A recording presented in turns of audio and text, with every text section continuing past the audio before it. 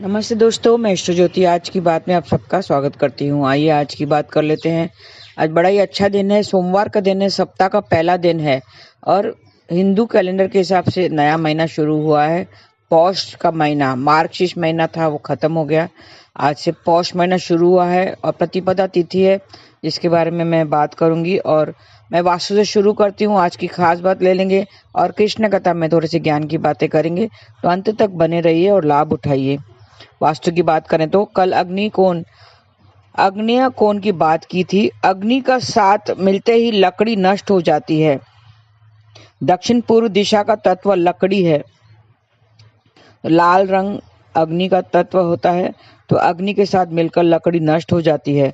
तो लाल रंग अग्नेय कोण की ऊर्जा को खींच लेता है। तो अग्नेय कोण जो साउथ ईस्ट में लाल रंग नहीं होना चाहिए, वो दक्षिण दिशा में होना चाहिए। लाल रंग की दिशा दक्षिण है, उसका संबंध यश और कीर्ति से है। इससे विकास, यश प्राप्ति की कोशिश, अग्नेय कोण में अगर ये करते हैं तो यश प्राप्ति की कोशिश बेकार होती है। और दक्षिण पूर्व में लाल रंग का सीमित यूज करना चाहिए, हो सके तो उसका यूज बिल्कुल भी नहीं करना चाहिए। कोशिश करें कि उसका इस्तेमाल ना करें। तो ये थी वास्तु की बातें। अब योग और तिथि की बात कर लेते हैं। पौष कृष्ण पक्ष की प्रतिपदा तिथि आज दोपहर 12:30 तक रहेगी। आज रात 11:23 तक शुक्ल योग रहेगा। इस योग में किए गए काम में सफलता जरूर मिलती है। शुभ योग है, गुरु या प्रभु की कृपा अवश्य बरसती है। इस योग में किए गए काम में सफलता जरूर मिलती है। शुक्ल योग शुभ योग है। और आज देर रात 1:14 तक आद्रा नक्षत्र रहेगा। आद्रा नक्षत्र का प्रतीक चिन्ह आंसू की बूंद को माना गया है और इसका संबंध शीशम के पेड़ से बताया गया है। तो शीशम के पेड़ को नमस्कार करना चाहिए और उसी किसी प्रकार का नुकसान ना पहुंचाएं। और आज सोमवार है, शिव जी का दिन है, तो ओम नमः शिवाय का मंत्र जाप करके दिन सफल कीजिए। थोड़े से उपाय बताती हूँ, नोट कर दीजिए और जरूर करें और सफलता पाएं। इंटरव्यू के लिए अगर जाना है और सफलता चाहिए तो घर से निकलते समय दर्पण देखकर अवश्य निकलें। शिव जी से सफलता के लिए प्रार्थना भी करें। व्यापार में कुछ लाभ पाना है तो ये जरूर करें। नया काम करने से पहले अपने पास 2 सफेद फूल रखें और काम होने के बाद उसे नदी में प्रवाहित कर दें। और अनबन अगर हो रही हो तो उसे खत्म करने के लिए ये करें,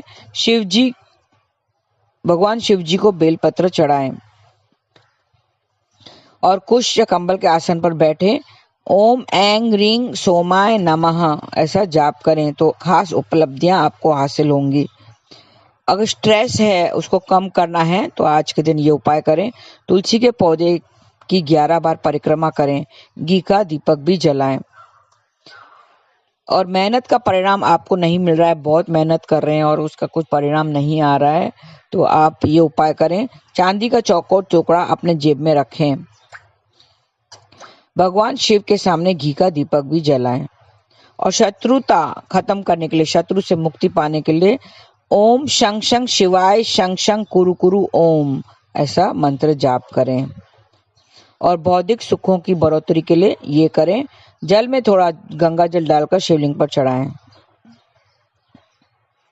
जल में कुछ बूंद दूध मिलाकर शिवलिंग पर अर्पित करने से सारी परेशानियों का हल निकल जाएगा। 11 बेल पत्र पर चंदन से ओम लिखकर शिवलिंग पर चढ़ाएं। धूप दीप आदि से विधिवत शिवलिंग की पूजा करें। और आमदनी को बढ़ाने के लिए ये उपाय करें। आज के दिन शिवलिंग पर गाय का दूध जरूर चढ़ाएं और मंत्र जाप करें, ओम नमः शिवाय ऐसा मंत्र आपको जाप करना है। आज के दिन शिव जी पर गाय का दूध चढ़ाना है। और आपको शिव चालीसा का पाठ करना चाहिए तो परेशानियां दूर हो जाएंगी। परेशानियों को दूर करने के लिए आज शिव चालीसा जरूर पढ़ें। शिवलिंग पर चंदन का तिलक भी लगाएं।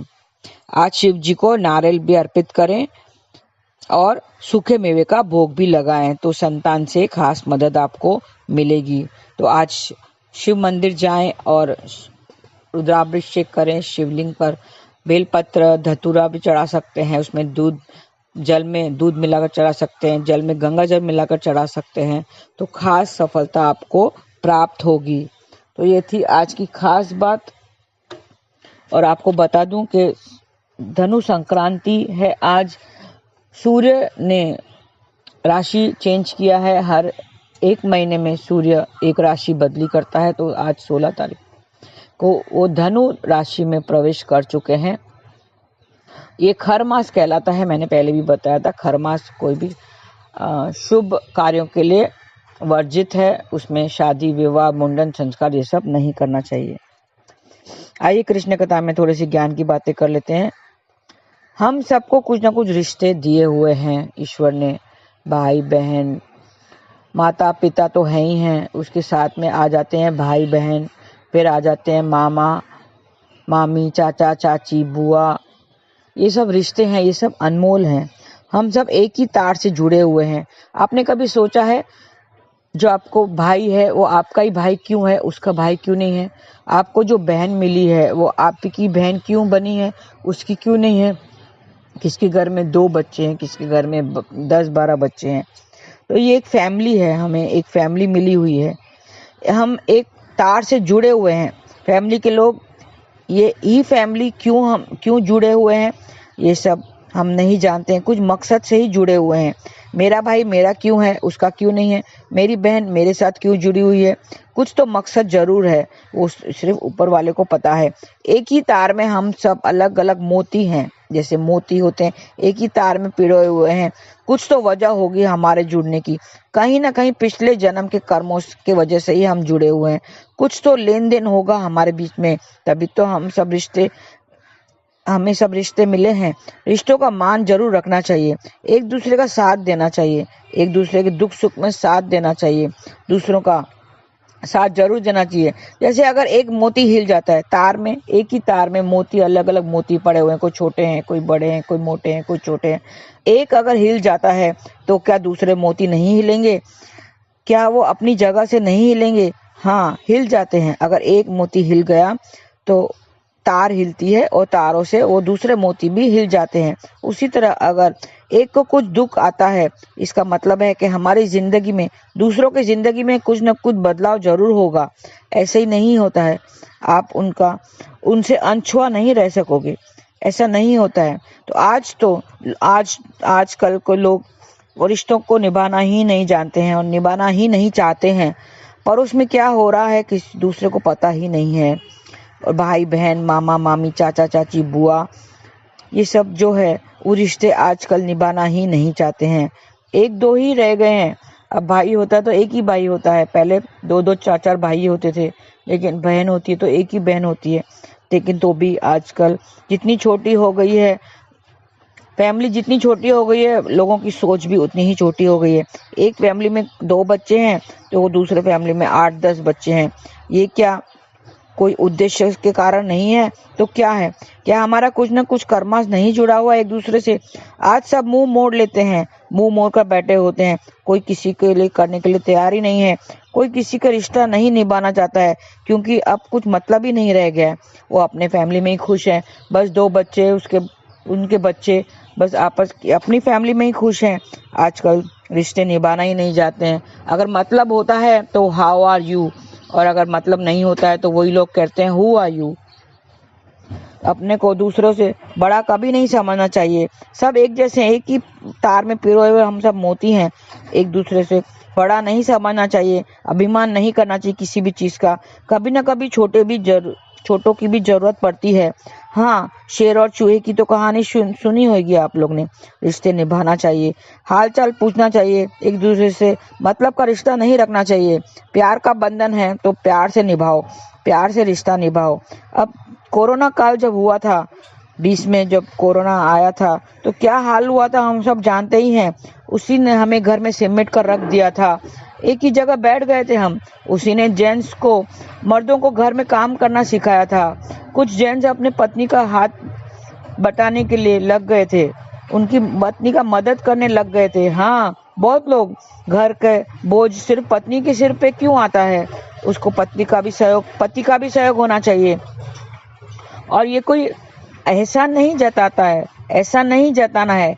घर का भी काम सब मिलजुल कर करेंगे तभी घर चलता है। घर के 4 लोगों से ही मिलकर बनता है, पति पत्नी और 2 बच्चे। तो सबको मिलकर अपना अपना सहयोग देना चाहिए, चाहे वो बेटा हो, बेटी हो, या पति या पत्नी। सिर्फ पत्नी के ऊपर क्यों बोझ आए, पत्नी ही क्यों घर का काम करे। अब आने वाले दिन में कोरोना से भी मुश्किल होने वाले हैं। आने वाले दिन कोरोना काल से भी मुश्किल आने वाले हैं। कहते हैं, सुना है कि डिजीज एक्स आने वाली है, डिजीज एक्स का पता चला है जो कोरोना से भी खतरनाक होगी। तो अपने आप को सावधान कर लो, अपने आप को संभाल लो, अपने रिश्तों को संभाल लो और अपनी इम्यूनिटी को बढ़ाना है। अच्छा खान पान, अच्छी सेहत बहुत जरूरी है। उसी के साथ साथ मन में प्रभु का नाम होना भी बहुत जरूरी है, क्योंकि उसके बगैर काम नहीं चलेगा। उसके बगैर सेहत भी नहीं बनेगी, उसके बगैर खान पान भी नहीं अच्छा होगा। तो प्रभु का नाम जरूर लेना चाहिए, मन में प्रभु को रखो, प्रभु का साथ मत छोड़ो, नाम जाप करते रहो। हरे कृष्ण कृष्ण कृष्ण हरे हरे, हरे राम राम राम हरे हरे। हमारी जिंदगी कितनी है, 40-50 साल हो गए हैं। क्या आप गारंटी के साथ बोल सकते हैं कि आगे भी 40-50 साल और होंगे? नहीं बोल सकते हैं, क्योंकि डिजीज एक्स जो आने वाली है। तो अपने आप को सावधान कर लो। कितने दिन बाकी बचे हैं नहीं पता, तो अभी नाम जाप कर लो और अपना जीवन सफल कर लो। बस आज के लिए इतना ही। धन्यवाद। आपका दिन शुभ रहे। हरे कृष्णा।